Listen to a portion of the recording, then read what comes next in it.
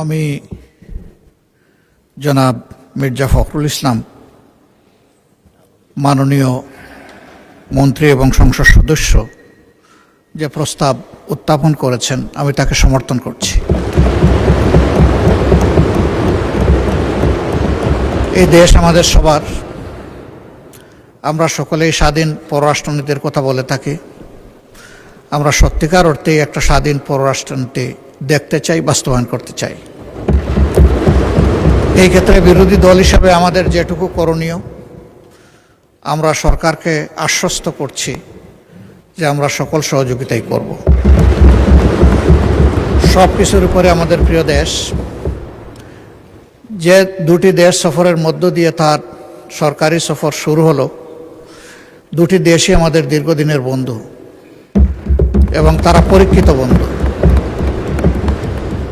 তবে এটি ঠিক যে বাংলাদেশ একটা ইম্পোর্ট বেসড কান্ট্রি।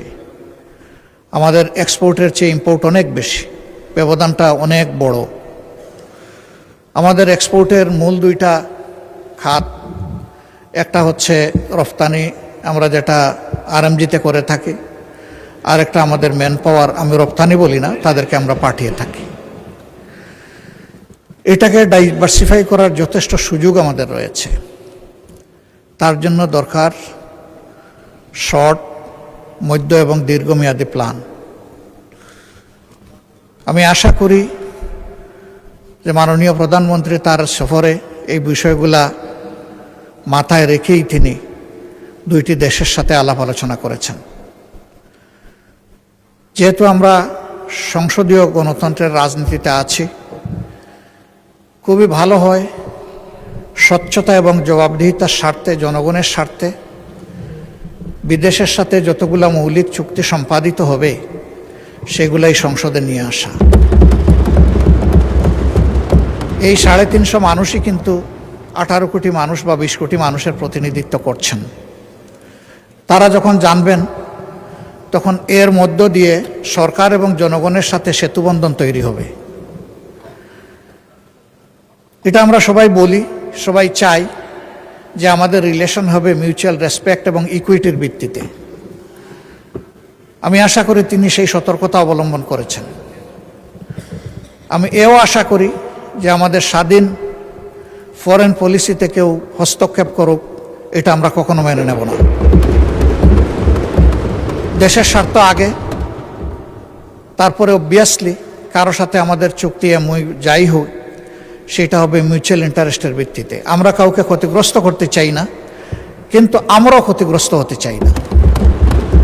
এই ভারসাম্যটা রক্ষা করেই আগামীর পলিসি যেন পরিচালিত হয়। আমি মাননীয় প্রধানমন্ত্রীর সুস্বাস্থ্য এবং দীর্ঘায়ু কামনা করছি এবং তার সরকারের সফলতাও কামনা করছি। শুধু এতটুকু যে এই সংসদ যেন সকল কর্মকাণ্ডের মূল কেন্দ্রবিন্দু হয়, সংসদকে বাইপাস করে যেন কিছুই না হয়, সব কিছু হোক সংসদের ভিতরে।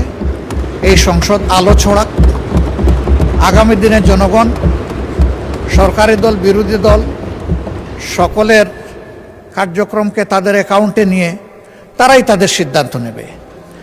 এখানে সরকারি দল সকল ক্রেডিট নেবে আর বিরোধী দল সব কিছুতে বিরোধিতা করবে। আমরা ব্যক্তিগতভাবে এবং দলগতভাবে আমরা এই কালচার সমর্থন করি না। সরকারি দলকেও বিরোধী দলকে সম্মান করতে হবে, আর বিরোধী দলেরও দায়িত্ব থাকবে দেশ গঠনে তার জায়গা থেকে যথাযথ ভূমিকা রাখা। সবাইকে ধন্যবাদ। আমি এই প্রস্তাবকে আবারও সমর্থন দিয়ে আপাতত কথা শেষ করলাম।